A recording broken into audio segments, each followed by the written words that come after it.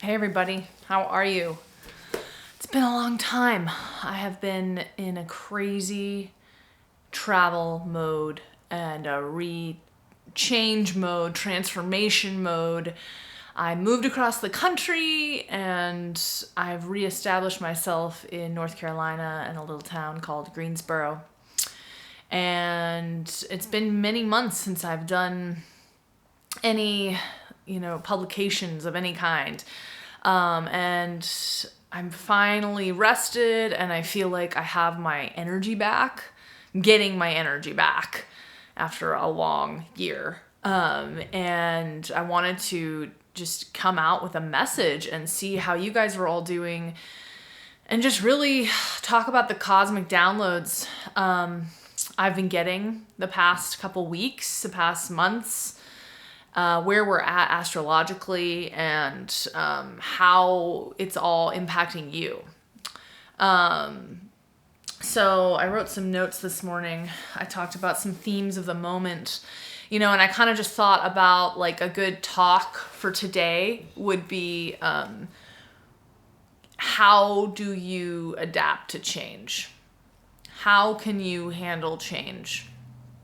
Because I think if there is anything that is happening right now, it is the absolute transformative power of change. And it's not just a small change, it's a monumental, primordial, under the ground, deep, deep, deep change within the self. And within and without, right? So, the United States is about to go through on February 22nd, 2022, 2222222. The United States of America is hitting its Pluto return, which only happens once every 248 years. So it doesn't happen in any of our lifetimes. We're here witness to the birth of the Plutonic return of the United States of America, right? So 248 years ago, Pluto was at this exact degree when the United States was born, created, right, by man. This national entity, this, idea. And what that means is that we are currently Pluto, wherever it is in anybody's chart, but when it comes back to a return place, like a solar return, your birthday, a Saturn return, the significance of a maturation process, Pluto it's absolute renewal. It's absolute release, change, and renewal. It's the deepest energies of birth and death. It's the deepest energies of change.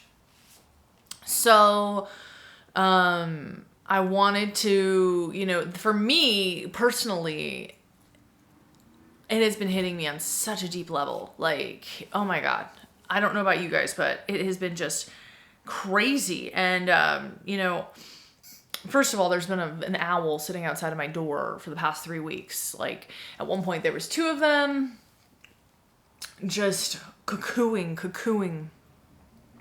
Owls rule Pluto. Owls rule the scorpionic realm. They rule the realm of the night, of vision, of, the things that most of us cannot see. The feminine. It's really a deepest symbol of the feminine, which is the yin energy of the planet. And that's really what the change, this grand shift, this grand transformation is about. It's about entering into a more yin consciousness.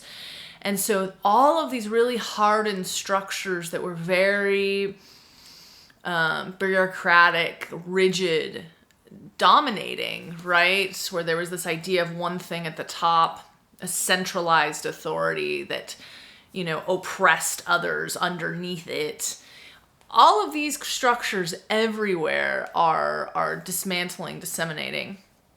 And, humanity currently is really just going through this period of shifting from a dualistic to a non-dualistic, to a multidimensional, to a paradoxical time, consciousness, which means that where if it's moving from a time of you're the problem, this is the thing that's creating this problem for me, a this or that, a teeter-totter, an opposition, into an harmonization of the opposites, which is actually going to be creating a third energy.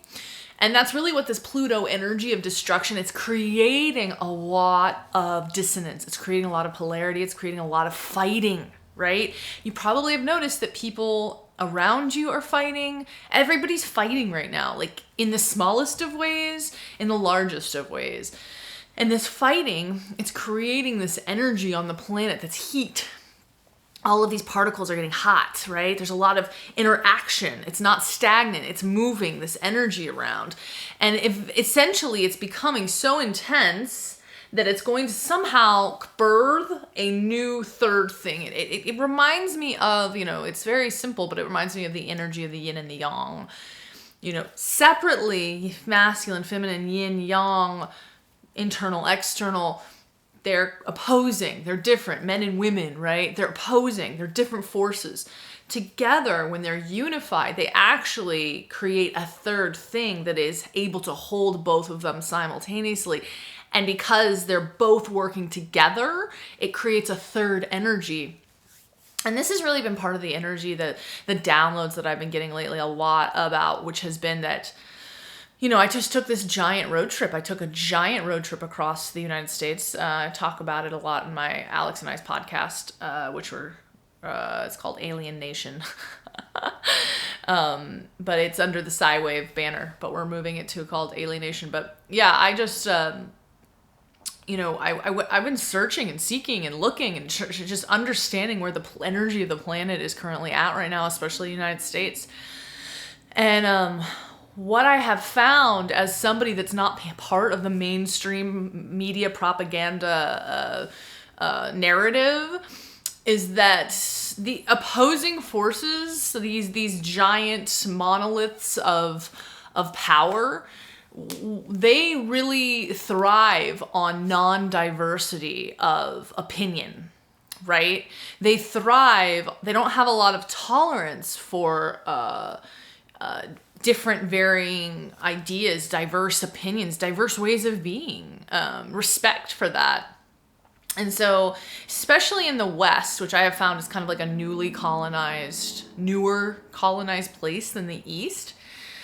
So, I did a large road trip all across the United States. And what I have found was that places that seem to have more diversity of people of all different colors, creeds, skins, religions, that it seems to be there's generally more respect. There's also more faith. And there's more tolerance. And what I found, we ended up in this town in Greensboro, North Carolina, which we didn't even know. We just felt the energy here that was really, really, really dynamic, really harmonious, thriving. People were happy. And it was the Civil Rights Center of North Carolina. There's a very powerful African-American population here. And then not just that, there's a thriving population of all colors and all creeds. And it creates this beautiful cacophony of differences that creates power and creates real strength. And that's really what I've been understanding on so many levels lately. I've been fighting, Alex and I have been fighting, a lot of the deepest energies of the masculine, of the wounding of the masculine and the feminine coming up. Like me as a very independent female, always struggling with how to merge with another person.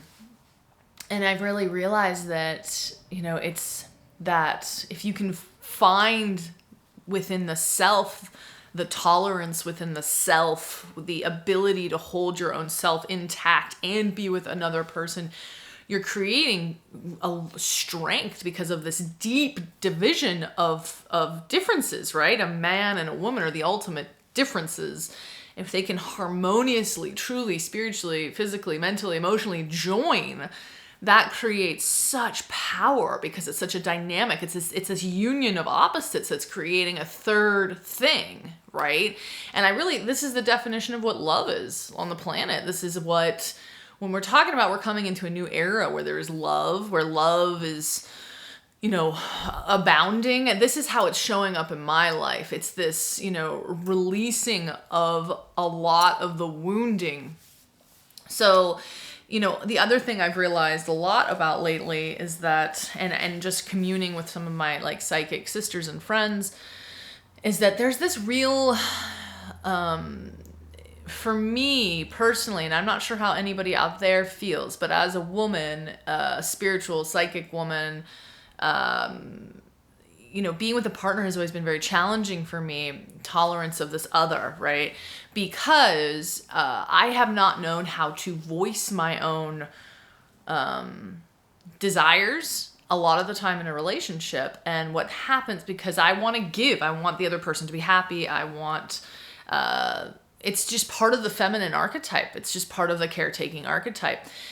And what ends up happening is over time, because I don't voice that, I not only mute myself, which you wouldn't think that somebody like me would be muted, but I do. And there's a deep buildup of resentment and anger, and that builds and builds and builds at this other person that seems to have no problem voicing their desires, their authentic self, their taking up space.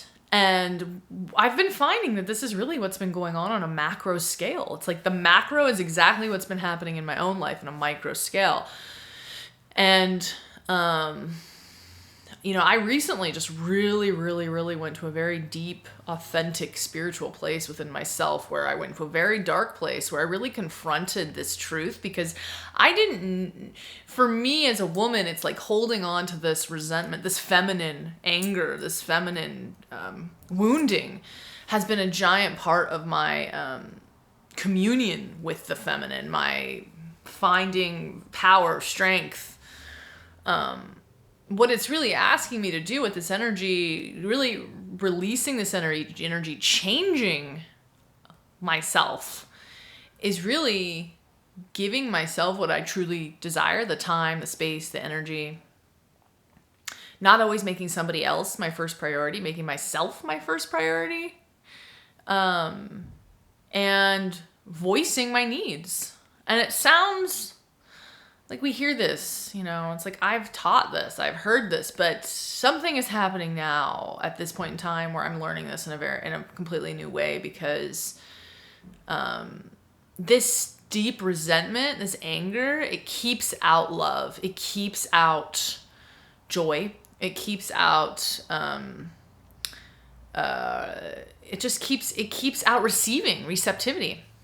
That's not to say that I don't get angry about things in the world. Like, I'm still Italian. I still get angry about shit.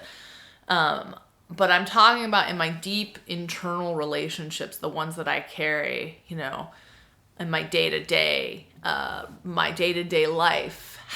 Because this is, I've been having immense anger about the world, but then it's also showing up in my own relationships. And I've been finding that there's been this wrath, this deep, dark kind of feminine wrath of just like, and it's really been interesting because I've been experiencing that wrath from so many other feminine energies.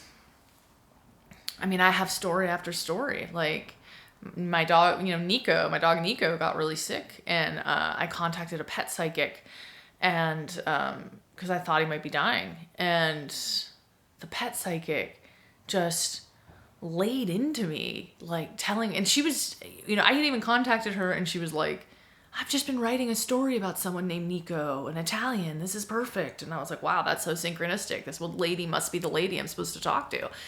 And when I talked to her, she laid into me that I was not feeding him the right stuff, that I have to settle this karma. What she did was she threatened me, and she said, if you don't figure out how to settle the karma that you and Nico need to heal, you're going to get sick just like your father did and die. She's like, that's what happened to me. I did a soul clearing and healing, and I almost died because I didn't do it right. And anytime you go to any healer and they threaten you that if you don't do something, you're going to die, like, that's a dark feminine energy. There was just constant punitive. It was punitive. You're not doing this right. You're not doing that right. There's a lot of pointing the finger. I could feel this well of anger behind her.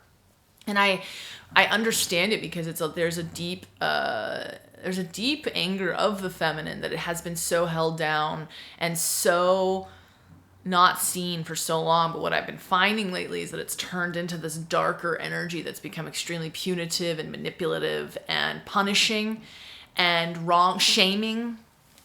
It's happening all over the planet. What's happening is that we've come into this place of, empathy, having so much empathy. But it's also been like the flip side of that is that the empathy turns into disdain, it turns into shame. If you don't have the empathy, right? If you don't do these things right, it's the dark side of the feminine. It's been coming to the surface. It's coming to the surface to be healed. It's coming to the surface so that the feminine can actually express itself, be seen, see the light of day. And I was talking to one of my friends, my psychic sisters, the other day, and we were talking about the same exact experience that we had most recently, which is really allowing ourselves to speak our truth and begin, not just in a way that's like, yeah, it's time to speak your truth. It's like, no, there's something happening now, like within the self, where like it's time to take up space. It's time to put yourself first. It's time to prioritize your own pleasure. It's time to stop hiding behind the needs of others and then getting angry that you're doing everything. It's time to prioritize your own creativity, the gifts you have to give to the world.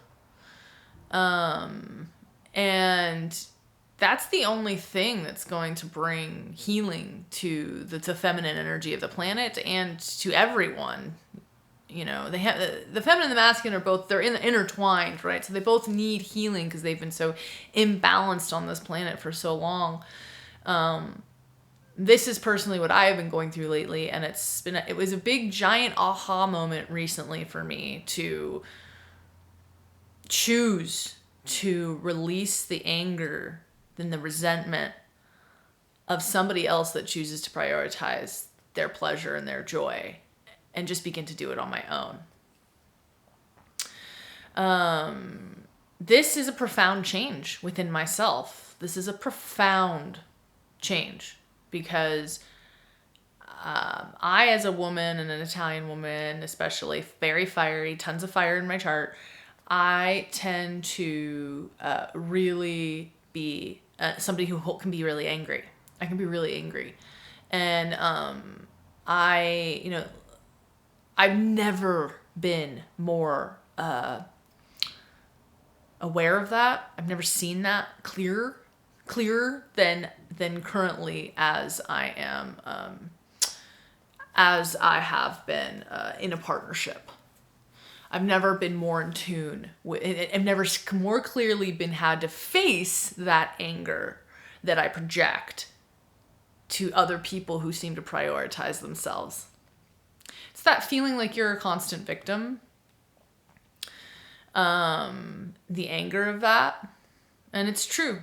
The witches of the world, we have been victims. We have been shit on. That time has ended, though. We're free now. Many, not everywhere on the planet. But I am free at this moment in time to make these choices, to live in accordance with this. And coming to terms with all of this has been a profound change. A profound change. No longer blaming anyone else for my anger, my wounding, my pain. And choosing to truly just love myself and resolve it on my own. And, a lot of my friends and clients and people that I've been around, we all just in the deepest way, we want love. We either want a partner, we want to be loved. We want, if we're single, we want to be loved. If we're in a partnership, we want deeper love. I think a lot of people are, want that. There's a profound loneliness on the planet right now, profound loneliness on the planet. And I think that it's this polarization, this pointing of the finger, this like the other person, the other thing, this anger that's unresolved within the self. And this deep shadow to just start owning all of it as you, instead of blaming other people for your own lot in life. Of course, there's circumstances where genuinely people are trapped or, screwed by another person, abused. But a lot of us, myself included, I've kept myself in sort of a cage of resentment that keeps so much pleasure out. And it's just a self-perpetuating mechanism. At this point in my life, I'm just, I feel like this owl that has just been sitting outside of my house has like been ushering in, because it kind of reached a crescendo in this new house. I moved to a new house, and it kind of reached this crescendo where I finally, the owl is all about vision. It can see things that most people cannot see. It sees the darkest in the darkest night. It can see clearly. So I really feel like this owl was kind of bringing was bringing me this vision to see my own darkness, to see in a place that I've never been able to look in before, to look deep, deep, deep within myself, to those places that I just never have even known how to resolve, to understand, to work through. And this owl brought me this vision, this clarity. And I've had a tremendous breakthrough in my own consciousness. Yeah, so, that's kind of been, those have been the big, just looking at my notes here, the big changes that have been happening for me. So, I just want to ask you all, how are you coping with the changing times? How are you coping with death? And it's not even death of humans, it's been, we've all this materialization of its, the death of these people and these things. It's the death of an energy. We're talking about energy here. We're talking about change on a profound energetic level. We're at the Pluto return of America. We're leveling up, which means there is a deep shedding. There is a deep shedding that is happening right now. There is a death. That's what birth is. Birth and death they're two sides. They're simultaneous. They're not separate. Every time something is birthed, something dies. Every time something dies, something is birthed. They're paradoxical. We're so focused on the linear on this plane, but it's something every time. When we die on this plane, we're birthed on another plane. When a mother gives birth, there is a death. There was once a union. They were one, now they were two. So there's a death. That's why postpartum is such a thing, because when the mothers have to go through this grieving process of this death, right? Which I don't think very many people talk about, because we don't really know we don't know how to broach death. We don't know how to let go in this culture. We don't know how to let go. Because in order to let go, we have to have some sort of faith. We have to have some sort of underlying faith that there is a grand order, that there is love that permeates the energy field of this universe, that faith. And I think that's the thing we're lacking, where even religions are so punitive, with death. What if all that was erased? What if death was simply change, letting go, a birth of something new? What are we so also afraid of? What are we all so afraid of? For myself, I think it's really been this law. It's been an identity. I felt like, I'm losing an identity. I'm losing this thing that I built up on this plane of existence that was who I thought I was, who I believed myself to be. It was very ego-based. I think the people, especially that are, the more famous you are, the more people you have following you, it's really hard to change. I think that's why people struggle with creativity, who become, people who are really famous, people who are amazing artists, and they make them very famous, and then they have a hard time. They like struggle with their creativity, right? Because their ego's so built up around their identity. And in order to be like really creative, you kind of constantly have to go through a death process. You kind of constantly have to change. The flow is a spiral. It's an evolutionary expansion. That is the energy inside of us. It's the energy inside of our consciousness. It's the energy inside of the universe. It's just the way things are, constantly expanding. So, really letting go of these built up ideas and holding on for dear life. And I've realized this, the more that any of us struggle against the flow of change, the harder and harder and harder our life will be, because it becomes very painful to hold on. It becomes very, very painful to hold on to, energies that really aren't aligned with you anymore, but because of your own fear, you hold on to, right? Because you don't know what's on the other side, because you don't know, it's an unknown. So there has to be some kind of faith that's built. And I'm not even gonna lie, like, the past 6 months have been so challenging. Like, I really went through a massive death. I've completely reoriented my entire life. I moved. A lot has changed for me. And, a lot of my spiritual practice suffered, it's like, of course, it never stops. We're always spiritual, right? Spiritual beings having this weird ass human experience. But, I kind of like went into a shell of myself, and I just didn't know who I really, really went into like a complete transformative mode where I like lost a lot of the old behaviors I had, a lot of the routines that I had that kind of solidified this ego identity. And then I kind of was in a void space for a very long time where I was like, I have nothing familiar around me. Who am I? Who are we? What is this here? What's it all about? But it's really liberated me. And then I think moving into this house, I kind of got faced with all that. And it was like the last vestiges of like whatever identity I had built up that was like time for it to release. Lots of crying, lots of deep, dark moments with the self. Lots of shadow work, But I will say, facing it, moving through it, allowing myself to express it, expressing my truth, having a partner that can witness it.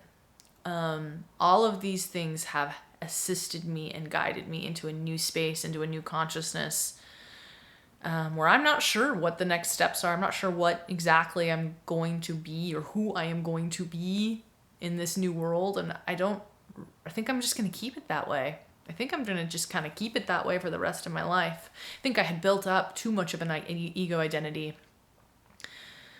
Way too much of an ego identity. Around all these ideas.